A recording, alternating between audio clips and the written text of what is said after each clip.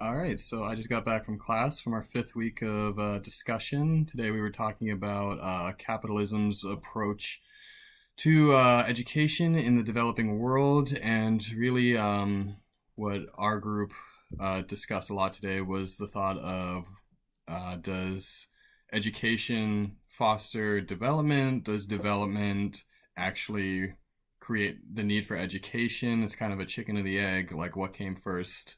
Because there is a correlation between the two, but as a lot of the readings discussed, there's no real causation or kind of pointing out which creates the other. So in our group, we kind of discussed the merits of this, and as our group, we came to the conclusion that under human capitalist theory, that humans, your education creates people who have capital, or a use to society. Under human capital theory, the probably sorry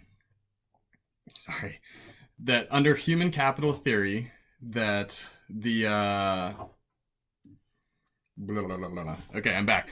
Under human capital theory, that the education system has to produce an educated person for the development to occur. So we think the human capitalists would say education comes first to create the development.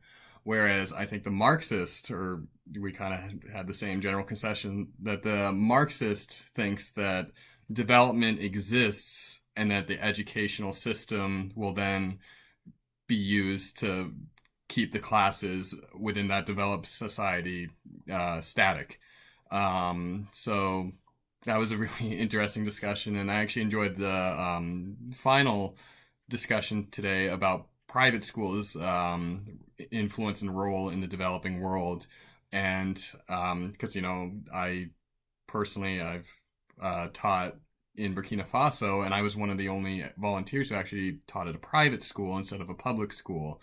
So I was able to see the differences of my private school kids against my wife was teaching at a public school, so we were able to compare and contrast right during our service. And I talked to other volunteers now to speak with other people in the class from their walks of life, the effects of private school on the developing world, because they are able to sell that they produce more educated students, I guess, by the standards of more students are able to pass the high school test and move on to university, or just pass secondary school.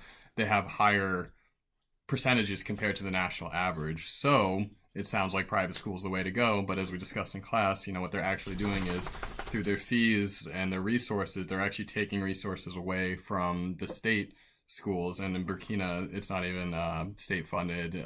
Kids have to pay a fee to attend primary and secondary state schools, which is already restrictive to people's educations.